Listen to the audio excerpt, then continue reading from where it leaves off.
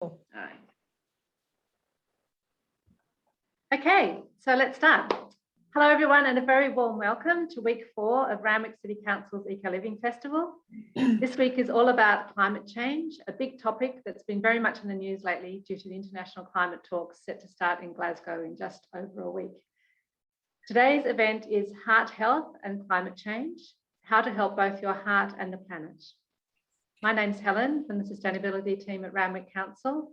And firstly, I would like to acknowledge the Bidjigal and Gadigal people who occupied the Sydney coast, being the traditional owners.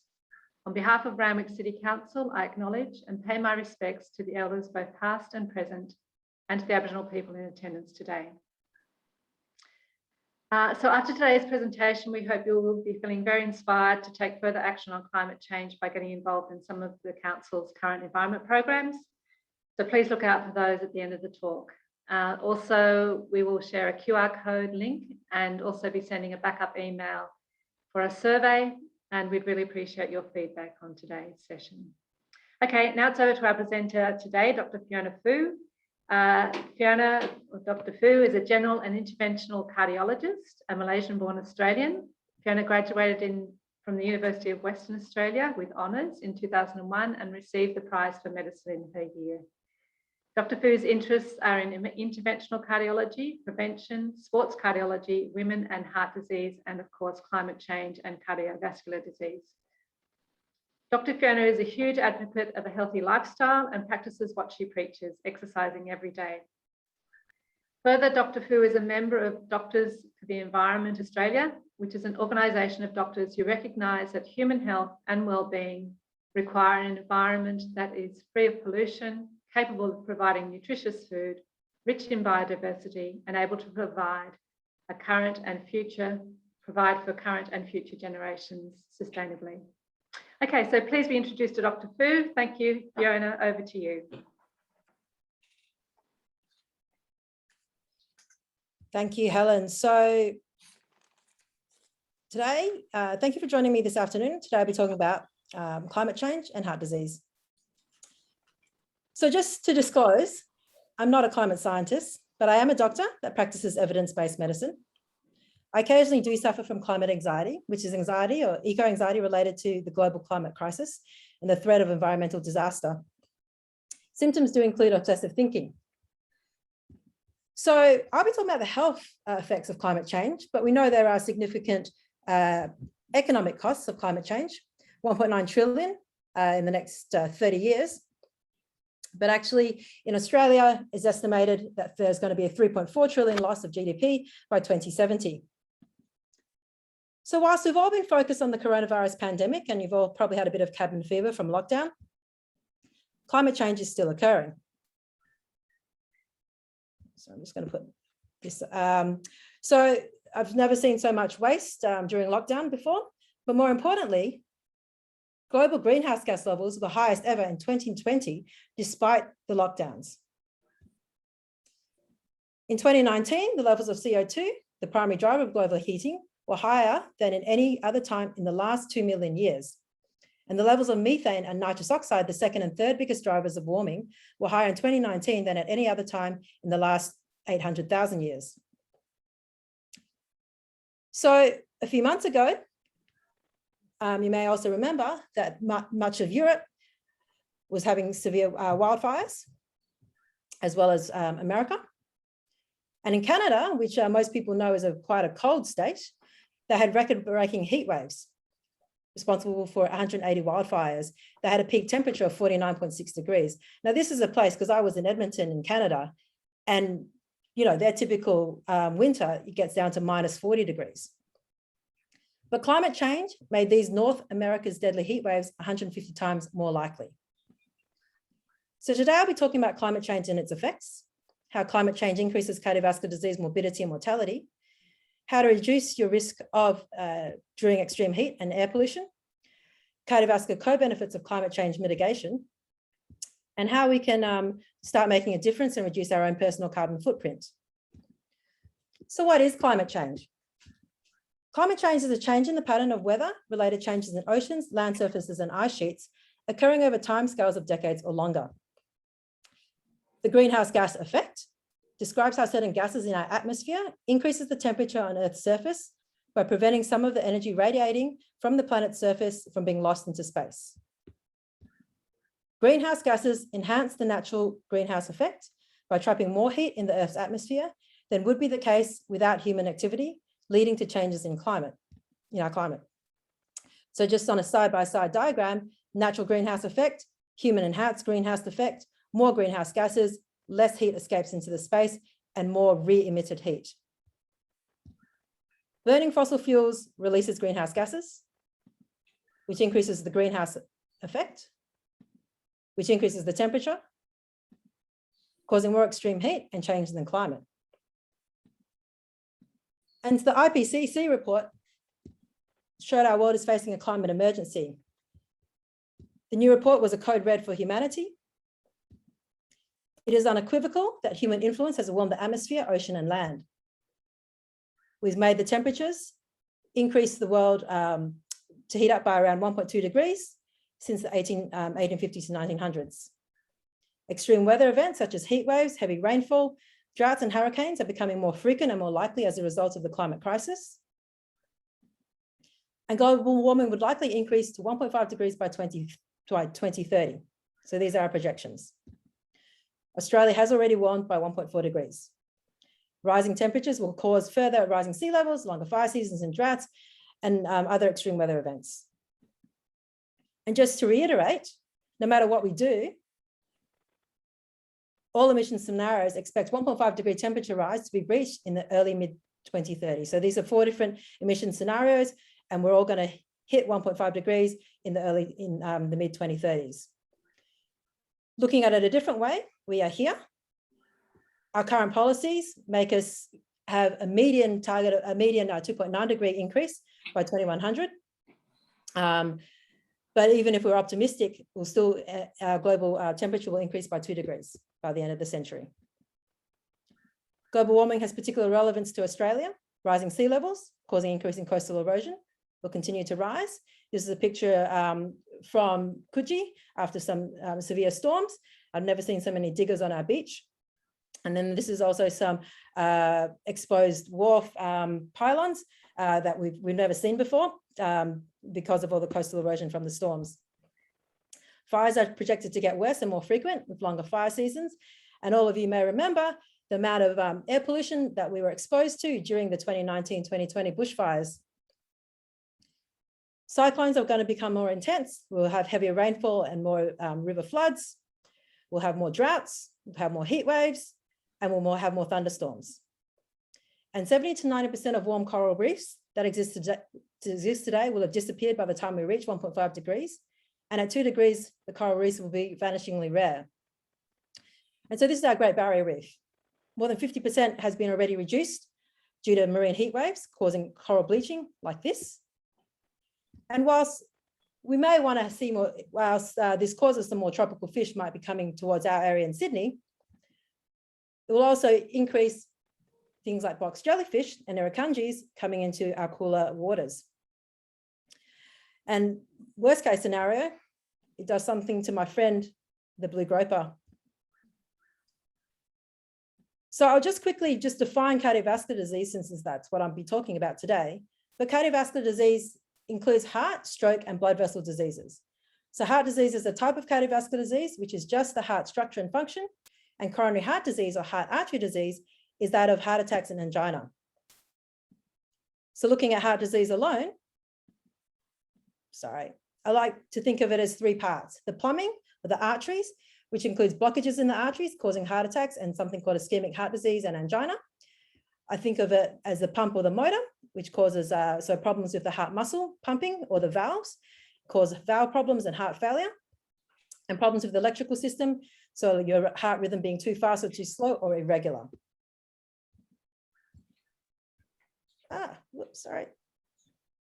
So climate change has a number of effects on human health. Rising temperatures, more extreme weather, rising sea levels, and increasing CO2 levels will lead to more extreme heat, severe weather, air pollution, infectious diseases, and have water and food effects. From a heart point of view, it's the extreme heat and air pollution that increases cardiovascular disease, but you can see the number of human health effects that climate change has. And let's just point this one out. We're in the middle of an infectious disease pandemic. And as you can see, global warming will increase further infectious diseases globally. So cardiovascular disease is already the leading cause of death in Australia. But climate change, through its association with extreme weather events, particularly heat and air pollution, will further increase cardiovascular mortality and morbidity, particularly those who are vulnerable are those who are older, those with low socioeconomic status, and those with underlying health conditions such as type 2 diabetes and hypertension. So they're going to be more vulnerable to heat-related effects of climate change, such as heart attacks. And let's remember, the environment is a modifiable risk factor. It was actually the fourth highest ranking modifiable risk factor for cardiovascular disease. So behind high blood pressure and high cholesterol, but higher than having a high BMI, smoking, and high sugar levels. Even non-optimal temperature, so extremes in temperature, is a modifiable risk factor. So Australia is getting hotter. Our average temperature has increased since the 1900s, as I said before, 1.4 degrees. We're getting more extreme heat events and heat waves, and this was the average temperature last year. So most of Australia had above average or very much above average temperatures. Heat is one of the largest weather-related causes of death. And a cardiovascular event is the primary cause of death during a heat wave. Extreme heat is also associated with increased ED visits and hospital admissions and increased deaths from cardiorespiratory diseases and adverse pregnancy outcomes. And again, this is going to increase further as climate change progresses. And adults more than 65, those with underlying health conditions, and very young children are particularly vulnerable. From a heart point of view, heat waves and high temperatures increase heart deaths and morbidity. It'll increase ischemic heart disease or heart attack deaths, stroke and heart failure deaths. It'll increase hospitalisations for cardiovascular disease, especially ischemic heart disease and arrhythmias, and it increases out-of-hospital cardiac arrest. Mortality risks are greater for more intense heat waves, and the greater the increase in temperature, the higher the risk of cardiovascular death. And with increasing temperatures and more intense heat waves, we're going to expect these to increase further. And there's such thing as the urban heat island effect. So people who live in urban areas are more vulnerable than those who live rurally, and about 90% of Australians live in urban areas. So changing tack to air pollution is composed of particulate matter, gaseous compounds, as well as semi-volatile liquids. We can think of particulate matter according to its size or its aerodynamic diameter.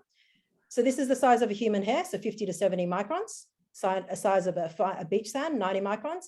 And this is how small a PM2.5 is, less than 2.5 microns, and dust less than, PM10, less than 10 microns.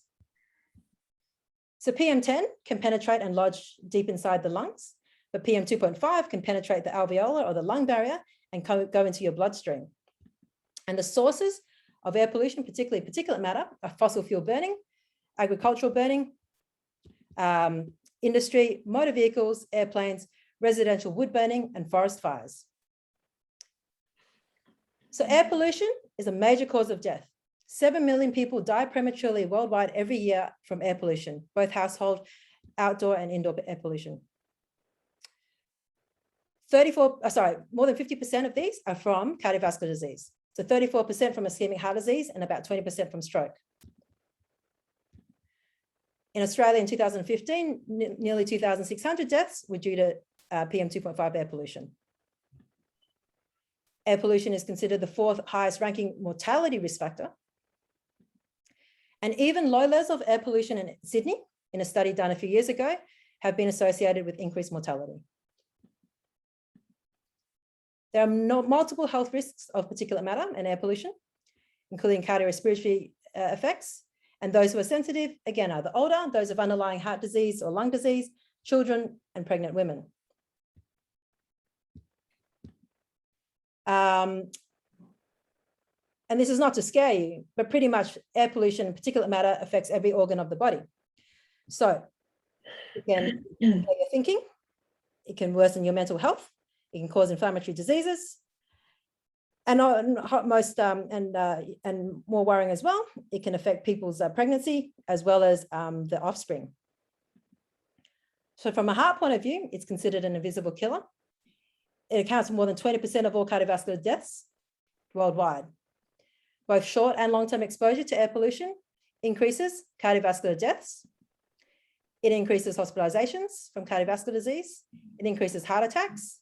It increases strokes. It increases heart failure, rhythm disorders, blood pressure, and diabetes. Short-term air pollution is also an important trigger for heart attacks and accounts for 5% of heart attacks worldwide. The cardiovascular disease risk is increased even when pollutant concentrations are below the WHO standards. So this is important. This is the PM2.5 concentration, and this is long-term exposure, and this is the risk of cardiovascular disease.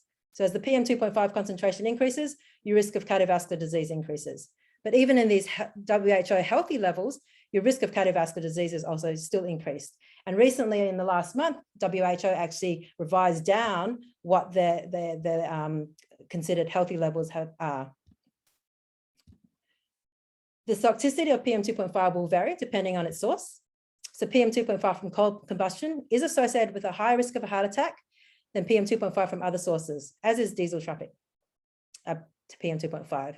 In New South Wales, nearly 300 people die prematurely each year as a result of toxic air pollution from the state's 5 coal-fired power stations. Traffic exhaust increases heart attacks. It's actually considered the single most preventable cause of an acute trigger of a heart attack. And individuals presenting with a heart attack in one study were found to be more likely to be in traffic 1 to 2 hours beforehand. And idling, car idling, your car is comparable to lighting up a cigarette next to a non-smoker. So these are the biological mechanisms by which air pollution causes cardiovascular disease. So after inhaling air pollution, there are a number of pathways, so nerve and hormonal pathways, as well as the pollutants entering into your circulation, so going straight into your bloodstream, as well as inflammation and oxidative stress, causes a number of impairments to your heart, blood vessels, and blood, which leads to the development of cardiovascular disease, as well as triggering a cardiovascular event such as a stroke or a heart attack. And this is a busy slide, but just to show you the sheer volume of effects of air pollution on cardiovascular disease, including cardiovascular deaths, ischemic heart disease or heart attacks, cardiovascular disease, hospital admissions, heart failure and stroke, blood pressure, diabetes, rhythm problems, atherosclerosis. But put simply, the higher the concentration of PM2.5, the higher the risk. The lower the concentration of PM2.5, the lower risk. So wildfire smoke, climate change has been increasing wildfires. We've had longer bushfires, so longer fire seasons, hotter temperatures, dry vegetation and fuel, and more lightning. And this is a great slide. It's from NASA. Shows that at any one point in time in a year, there are bushfires burning throughout the world. So we know while bushfires are increasing more frequently, the smoke dramatically increases air pollution. Bushfires and hazard reductions expose us to PM2.5, which penetrate the respiratory system and the bloodstream. The 2019-2020 bushfires caused our air quality to be many times the hazardous level set by the WHO. It was 22 times in Canberra and got up to more than 10 times in parts of Sydney. The bushfire air pollution was estimated to have caused more than 400 deaths, as well as more than 1,000 cardiovascular admissions for hospital admissions. And the daily increase in PM2.5 concentration in December 2019 was also estimated to have induced an increase of more than 5.6% in daily all-cause mortality and a 4.5% in cardiovascular mortality. So wildfire smoke has been associated with increased heart attacks, heart failure, and rhythm problems. It increases cardiovascular disease deaths. And the risk of air pollution, if you combine it with high temperatures, are further amplified. These are a few studies from Australia. So wildfire smoke increases ED visits for cardiovascular disease, increases cardiac arrests, increases heart attack visits and hospitalisations, and increases emergency ambulance dispatches for cause for cardiac arrest, stroke, and chest pain. And if you still don't think that we're exposed to air pollution, so this is the air quality index. So this is the air quality in Sydney on the 22nd of August this year. We were at the unhealthy levels, 163. Our PM2.5 levels were 7 times the WHO recommendations. And several parts of Sydney were actually in the very unhealthy range. And how did we compare to the rest of the world? We were actually tied second with Afghanistan in terms of how bad our air quality was. That was only on one day. Only about a week ago, so this is, I think, 10th of October, parts of Sydney from a bushfire or hazard reduction was in the hazardous level. So that's this health alert. Everyone may experience more serious health effects. So I'm going to pause here. So I think we need to pause and take a breath and hopefully have some clean air, because I think we all need to pause and think about what we're breathing in. So to summarize what I've said, it's a lot of information. Air pollution kills. It kills a lot of people, even at low levels. And no one is immune, not even us. And I'll just briefly touch on climate change and mental health. So climate change contributes to mental health. And the mental health effects can be post-traumatic stress disorder, depression, and anxiety. And let's not forget eco-anxiety. And mental health disorders increase cardiovascular disease, particularly depression, anxiety, and post-traumatic stress disorder. So what can we do? So these are just some personal things you can do to reduce your own risk. So in times of high air pollution, using an N95, using cabin filters in your car, and using an air purifier, staying indoors and avoiding polluted areas.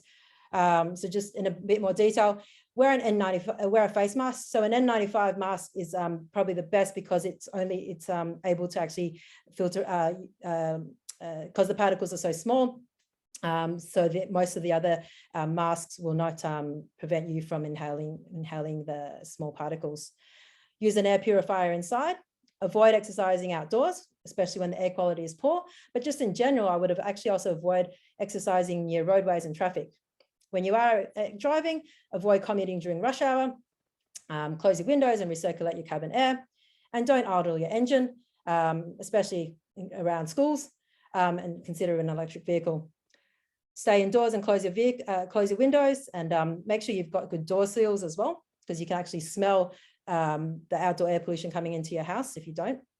Vacuum regularly, and get an air quality app. They're really good because they will actually warn you when your air quality is bad around your area. Keep indoor plants to help purify the air, and eat a healthy diet, drink plenty of water, and avoid alcohol and caffeine. So coping with intense heat exposure, drink a lot of water. You need to check the color of your urine. If it's pale, you are drinking enough. Avoid alcoholic, sugary or hot drinks, as well as caffeinated drinks, which make dehydration worse. Carry water with you if you go outside. Stock your fridge with cold water and your freezer with ice. And some other things you can do are things like self-dousing, so spraying your skin with water. Using electric fans, so they have been shown to be very effective at cooling. Using ice towels, so just a towel wrapped in, ice wrapped in a towel around your neck and chest has also been very effective at cooling. Wear loose-fitting clothes, take frequent cool showers and baths, and reduce your physical activity. Avoid hot environments and stay indoors, and reduce working hours if you are working outside. Using aircon and going to public spaces with aircon, whilst it is effective at cooling, just you also have to think about the energy it uses and the potential for blackouts. And beware of blood pressure and cardiac drugs. So there are a number of things that we can do to help both our environment and the heart. These are my top 5. So dietary changes, increasing active transport, changing to renewable energy sources, and increasing green spaces and stopping smoking. So agriculture is responsible for nearly 15% of Australia's greenhouse gas emissions, but it's ruminant livestock such as beef, which accounts for about 70% of these emissions. They produce a lot of methane and nitrous oxide, which are significant greenhouse gases. And also the other issues with food included food miles. So if you're buying food from overseas, land, soil, and water use. And again, beef production requires more land and water than other foods. And unfortunately, high-income countries like ourselves have quite a lot of meat consumption. And lastly, food waste. So in Australia, food waste makes up about 35% of household and council waste. So have a plant-based diet. Have a plant-based diet. So global greenhouse gas emissions from animal-based foods are twice those of plant-based foods. And this was quite a recent study this year. So this is looking at the greenhouse gas emissions and all the animal-based foods. And you can see beef is really high. And these are the plant-based foods. So a diet rich in plant-based foods and lower in animal foods are not only healthier, but they are associated with less environmental impact Plant-based diets can reduce mortality from stroke, type 2 diabetes, coronary heart disease, and cancer, and reduce diet-related greenhouse gases. And you may have heard of the Mediterranean diet. So that's high in fresh fruit and vegetables, whole grains, olive oil, beans, nuts, and legumes, but very little meat and sweets. It has been shown to reduce, estimated to decrease greenhouse gas emissions, as well as energy consumption and land use, compared with our typical Western diet, which will increase all of them. And the Eat Lancet Commission recommends large reductions in animal food. So there's a tiny amount here, and the majority of plant-based foods. And it points out major positive effects on the environment and the health and human health, including preventing about 11 million deaths per year. So from a heart point of view, having meat, processed meat and unprocessed meat increases the risk of coronary heart or artery disease and cardiovascular disease incidence and mortality, but having fresh fruits and vegetables, nuts and legumes reduce your incidence and death from coronary heart disease and cardiovascular disease. So if you want to reduce your risk of heart attacks, it's very simple. Eat what's in green. Have lots of fresh fruit and vegetables and whole grains, nuts and seeds, extra virgin olive oil, legumes, and a bit of fish. Only occasionally, or actually try not to have processed meat, red meat and butter. So not all plant-based diets are created equal. So plant-based diets that contain high amounts of less healthy foods, such as refined grains and fries, processed foods, and anything with high sugar will increase your cardiometabolic risk. And I am allowed to criticize McDonald's. I worked there for 10 years. I also did my fellowships in places with high rates of heart artery disease, including Canada, which is famous for Tim Hortons and its donuts, and also Glasgow, which is heart attack capital of the world, famous for its fried Mars bars. So you need to have a plant-based diet with high amounts of healthy foods to reduce your cardiovascular risk. So my summary of this, of a happy heart and planet diet, is to have a plant-based diet, reduce your red meat intake, and limit processed, packaged, and takeaway foods. So don't go to a place like a Heart Attack Grill, which is actually in Vegas. You can get a single bypass burger, even an octuple bypass burger. You can get flatliner fries, deep fried in pure lard. You can buy cigarettes and soda and candy. So buy locally produced food, buy organic if possible, and reduce your food waste, so compost. And we're lucky in Randwick Council to have FOGO. And something I learned recently, seaweed. So seaweed actually has been shown to reduce, so actually draw down carbon emissions, even more than the Amazon rainforest. But it's also a good source of food and is actually considered a superfood with a number of antioxidants. And actually, for more information, actually look up climatefoundation.org. It's a fantastic, fantastic thing that they do with the seaweed. So increase active transport. So this is self-transport that involves more physical activity than using your car. So this has both general and heart benefits. So those who cycle or walk to work will have reduced cardiovascular disease. It will also have reduced obesity. Give your car a day off.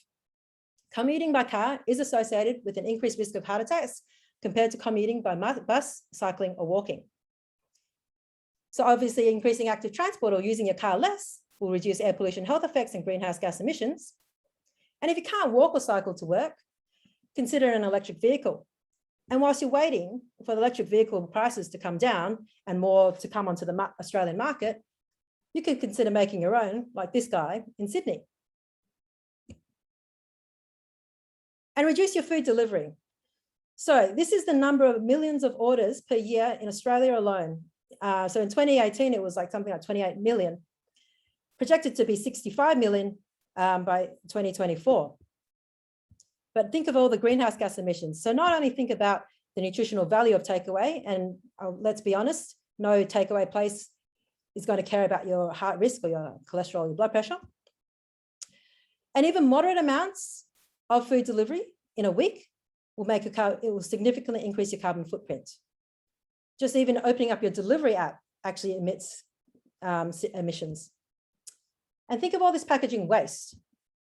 So all this packaging requires fossil fuels in their production. And this was a study which showed the amount of greenhouse gas emissions associated with food packaging. Burgers are the worst, but the others aren't that much better.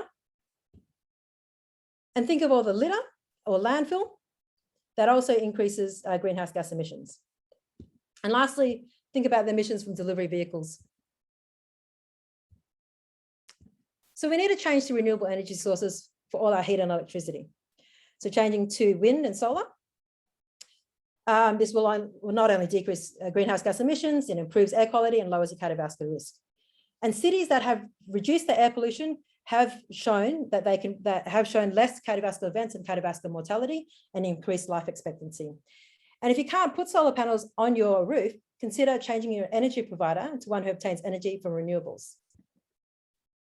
Increase green spaces. So this can be anything from the gardens, but also parks, outside.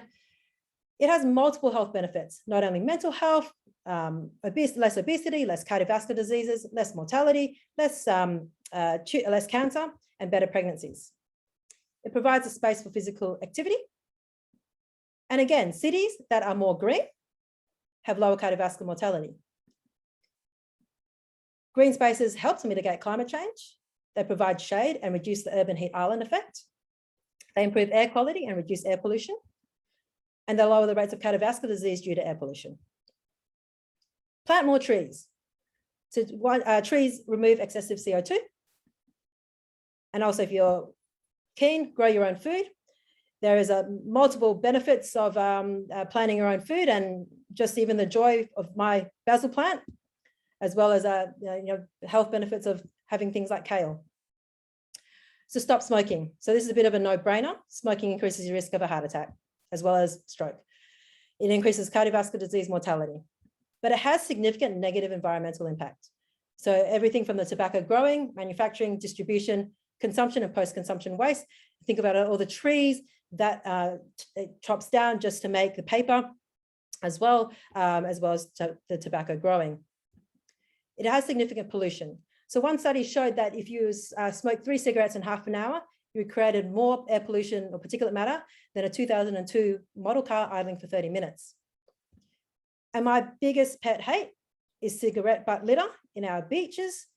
This is a turtle made up of 1,000 cigarette butts collected in less than an hour on a Florida beach. We can all do a lot to reduce our own personal carbon footprint. And if anyone hasn't watched it, watch Fight for Planet A and take the 1 ton challenge. So I've talked about dietary changes, so reducing, so having more of a plant-based diet, transport changes, walking to work, using your vehicle less, conserve energy. So just even things like switching your lights off more often, making sure you switch off any appliances at the power outlet.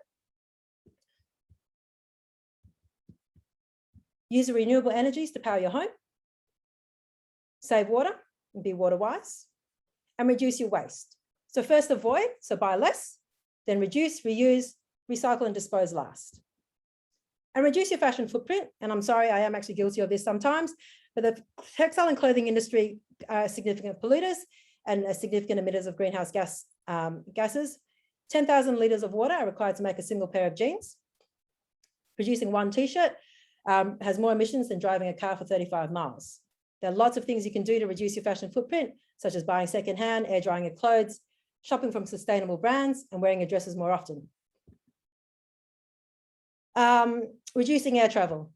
And not that we actually can air travel. And when you can travel by air, carbon offset your flights. And financial divestment. And this is very important. We need to change our banks, our super, and our investments into companies that are not investing in fossil fuels. And a great website for this is Market Forces. But we can do more. And I'm going to quote Professor Leslie Hughes from Macquarie University. She's also a spokesperson for Climate Council of Australia. Electrify everything and power it all from renewables. It could save Australians thousands per year, just individually. Remove all fossil fuel subsidies. Use that 10 billion taxpayers' dollars to transform the grid. So fund our future and not fund everything else. So fund fossil fuels. And no new coal, oil, gas exploration or infrastructure. We need to influence government policy. We are an embarrassment. Australia is actually last amongst 200 countries for its efforts to stop climate change. We're considered the villain amongst the world in terms of our climate change policy. We actually we're the 2nd highest exporter of coal, and we're the 3rd highest exporter of greenhouse gas emissions, fossil fuels. of fossil fuels. We need to get to net zero emissions by 2035. So not 2050, as all the papers have been saying, and a 75% reduction by 2030. We need to write to our local, you can write to your local federal government and ask them to support the climate change bill, or look at something called Climate Act Now, which talks about the climate change bill. Also, using Vote Earth Now as well just sends a letter to your local federal MP. You can also write to your local newspaper and radio station. And you can join groups that are fighting climate change, and there are a lot of them, and they do a lot of good work. Australian Conservation Foundation, Climate Council, Get Up and Greenpeace. And as Helen said, I'm part of Doctors for the Environment Australia, apart from just the efforts we do to reduce about increasing the awareness of the health effects of climate change. One thing that's also important is the healthcare sector itself does contribute to greenhouse gas emissions, and we're trying to reduce that with healthcare sustainability. So climate change is a code red for humanity. Heart disease is only one of the health effects of climate change. We are at the end game. If we don't take drastic action to cut our greenhouse gas emissions, we, our children and grandchildren, will pay dearly for this failure. Thank you, particularly Greta Thunberg, for helping to try to save our planet. We can and must do this all together, as there is no planet B. But I do have hope. 11 years ago, I lived here. This was my view from my apartment, which is around the corner from here. This is the Glasgow exhibition campus, I think we call it. So the Scottish exhibition campus, sorry, which is the site of, which is the venue for COP26. So let's hope the heads of state that meet there will think wisely, think about their actions, and think about what their actions will mean for us. And hopefully some of their decisions will help shape our future. And more importantly, one of their decisions, I hope, will be to have the vegetarian haggis when they do go out in Glasgow. Thank you. So I'm going to just stop there. Sorry, I know it's a lot of information. We have lots of time for questions. So if they want to unmute yourself or put it in the chat, then we'll do that. So I'll just stop my share there. Actually, no, I won't. I'll just put it onto this one.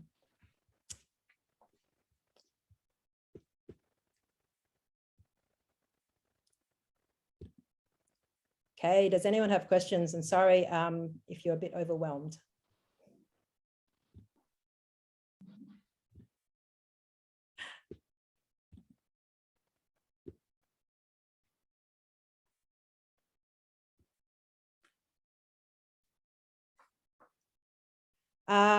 So the answer to, so there was a question about overpopulation. So I agree, I do agree with overpopulation. That definitely does increase, yeah, we need to, people, the population is increasing, but what are you going to, you're not going to exactly put a ban on like people having babies like China. So, I don't think you necessarily need to address overpopulation. I think you just need to also address what else you can do to actually reduce your emissions rather than just addressing, stopping people having babies and things. Colleen, how you can calculate your own carbon emissions. There are some websites, and sorry, I don't, off the top of my head, I actually don't know them, but there are quite a few websites if you look at Google to actually calculate your own carbon emissions. What if you already had cancer and are then exposed? Yeah, so I guess, so if you already had cancer and you're exposed to air pollution. So I think in general, air pollution, it just keeps, like, it doesn't matter. Like, I mean, if you've got cancer, any health problem, it will actually just make things worse. So I think, what we have to realize with air pollution, it just has all these effects, both what we call acute, so short-term effects in the days or hours just being exposed to it, as well as long-term effects.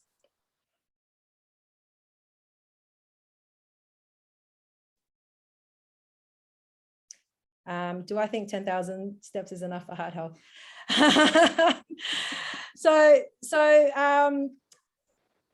so I mean, that's what they encourage. 10,000 steps is good for heart health. I mean, I don't think, I think everyone is different. So in general, so I see a lot of patients, and they vary from, the guys who do marathons and like ultra marathons to people who don't get off the couch. My thing to anyone is everyone. So most patients is to do something. So doing something is better than doing nothing. The guidelines are for 150 minutes of moderate intensity exercise. So that's walking a week, and then 75 minutes of high intensity exercise a week, which is not much. Okay. But for the young people, that's not much. But it varies. But that's what I aim for. Just even doing something is better than nothing, but aiming for like at least 150 minutes for people who don't do much exercise. Can you reverse cardiovascular disease? So it depends on what type of cardiovascular disease you're talking about. So if you're talking about coronary heart disease and artery disease and plaque in your arteries, there are studies that show if you get your LDL really, really low, you can reduce some of that plaque. Okay. But that is part of the reason why we treat cholesterol as well, because the cholesterol tablets that everyone, keeps bagging in the media, or not in the media, but in the public, they not only reduce your cholesterol and prevent you from developing more plaque, they also stabilize the plaque that's there. And in some studies have been shown to reduce how much plaque you have. You can never get to zero once you have it, but you can reduce that plaque in your arteries. Oh, so Helen's just put an ecological footprint calculator. That's great.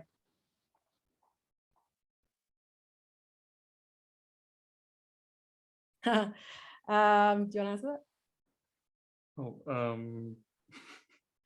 that? So Kerry has asked about the non-electric cars. I'm going to I said I'd get my husband to answer any curly questions. So you can. Sorry for butting in on Fiona's talk. I guess I have an interest in this. I can't give you a definitive, but one way to know the answer to that will be just to have a friend overseas in countries like Norway and Scandinavia and other countries in Europe where they've already proceeded very, very rapidly with this conversion to the electric car fleet. I think ultimately these cars will just end up in landfill. I guess, yes, that's what will happen. So, I mean, I think part of it is not just that you should, I think it's more, if you are considering, I mean, I agree, you don't want to just keep getting like people just, getting rid of their car and just keep buying electric vehicles, because like there is, they will just end up in landfill. But I think if you can consider, if you are going to buy another car, like going forward, then consider an electric vehicle. Like, you see these, massive, people spend so much money on cars, but, if you are going to spend that much money on a car, why don't you just get an electric vehicle? Like, I mean, you've got less emissions, and, I think it's just that's, that is the way forward. And if you look at all the countries around the world, that is the way forward. Car companies won't be making money. Yeah, car companies probably will be, not making them much either as well. Okay, sorry, I'm just going to go.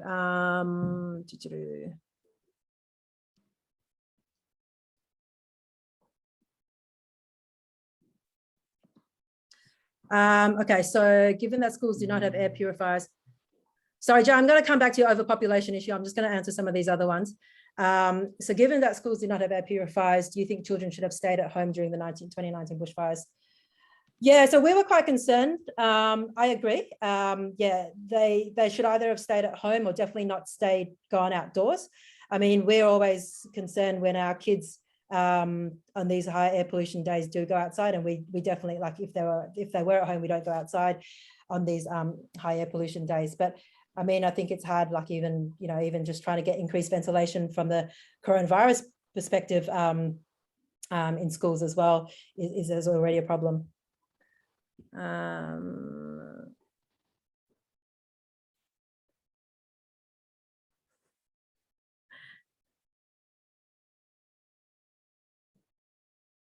Okay. Yeah, no, I think I agree. We do need to figure out what to do. So so this is a problem about electric cars and waste. So I do agree, like, finding what to do with the current cars that we have.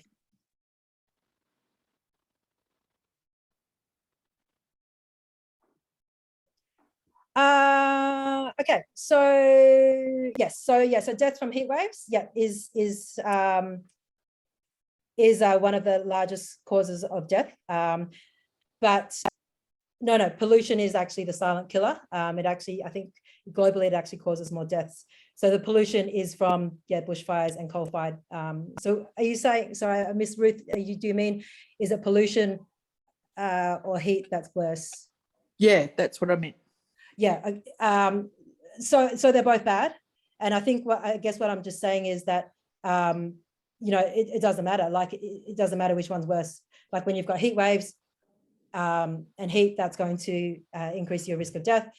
And then like air pollution increases your risk of death. And then actually the combination actually amplifies itself. I don't know whether you heard that on my talk, but if you've got air pollution in a heat wave, so like consider like a bushfire in a heat wave, those effects, not only on your heart, but everything else are amplified more than just by itself.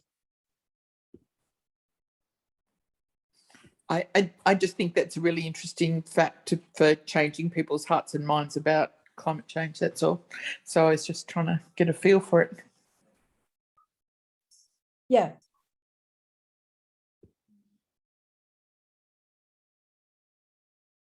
Okay. Were there any other questions? Do I suggest exercising outdoors if walking with a mask? I mean, so I guess this is for on high air pollution days. I would recommend not going. I mean, especially here, I would actually recommend not going outdoors. I mean, anyway, but if you want to go outdoors and walk, you could wear like an N95 mask. But or just wait until the air pollution clears. Like you can get the app and see when the air pollution is better, and then go for a walk later as well.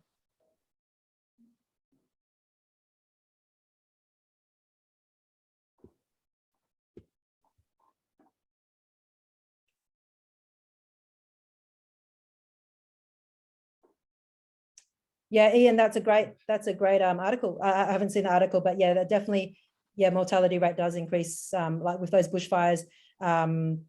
So with the bushfires in Europe, I'm sure that was a problem with the heat waves as well as the bushfire smoke.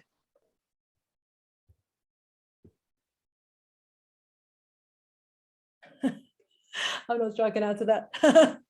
I'm sorry. I'm sorry. I'm not going to answer your question, Jay, just because actually, I said I'm not actually a climate scientist. At the end of the day, I'm actually a doctor. I know a lot about climate change and stuff, but I'm not going to. I can ask Professor Leslie Hughes or someone like that. But yeah.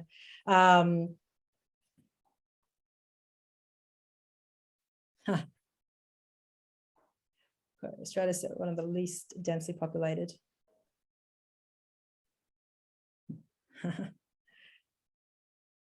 Nations in the world. Okay.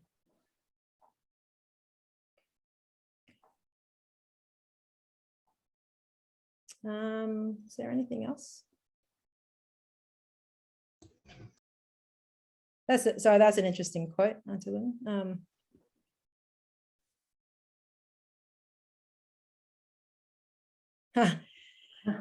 Yeah, I think a lot. Well, I think actually a lot of people have considered moving to regional areas. Anyway, prices in Sydney are getting too expensive anyway. Nicholas, I actually agree that I think pollution levels should be actually broadcasted. The problem, that is one of those things. So I think air pollution quality, so air pollution levels, should be broadcasted because you can actually get a forecast of it. Well, in some areas, depending, especially if they're going to be back burning.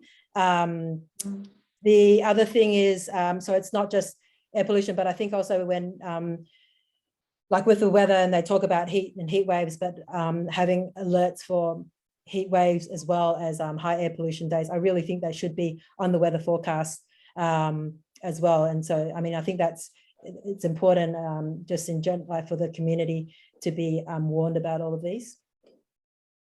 I mean, they do, like, I think sometimes in the news, they'll actually say it, but it's not obviously a feature every day, but they will say, you know, when the smoke days are bad, that people with cardiorespiratory diseases should stay indoors.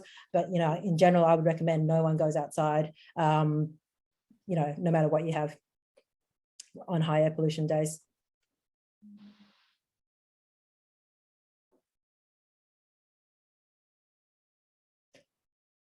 Do you want to talk about this?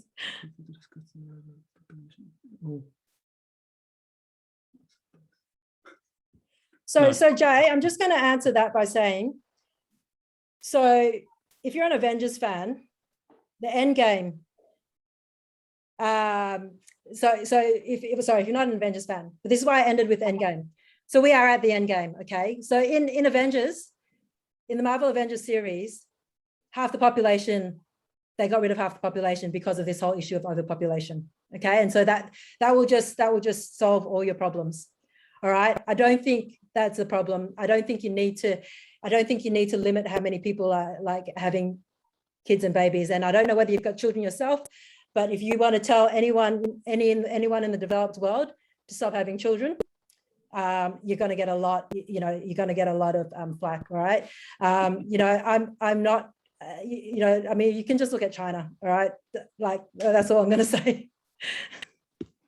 We've already got too many people causing climate change, isn't it? So the air pollution app I use is IQ Air. What else? There was another one my husband used as well. If you go to Google Play, and then, yeah, if you look, I think in Google Play, there's lots of them, and you can put your own, it will do it according to where you are locally, as well as like Sydney, and then you can also look at maps as well. But yeah, there's lots of apps, like if you just look up Google Play. But yeah, the one I used with the screenshots was IQ Air. Some of them be forecasts.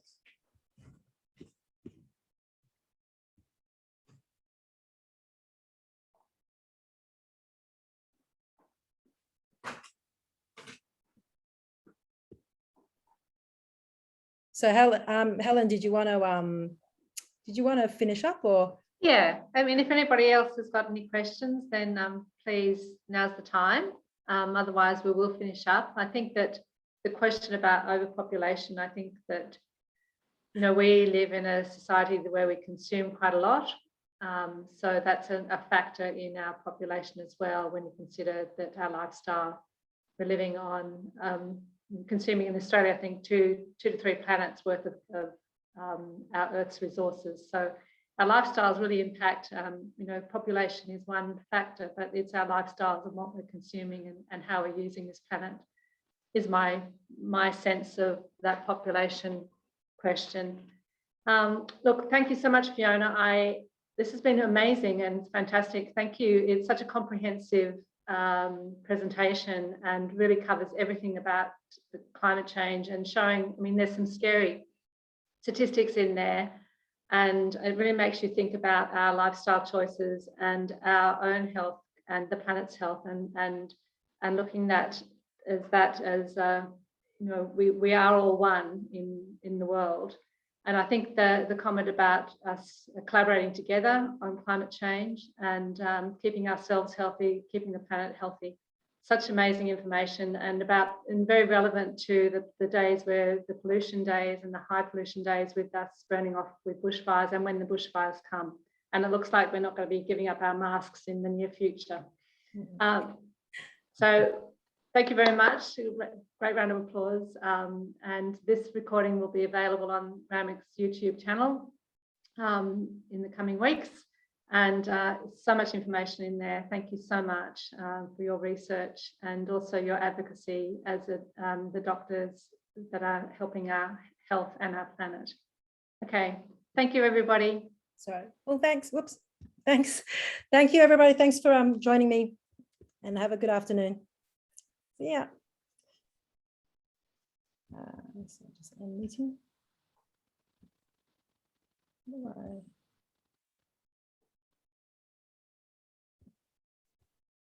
End meeting.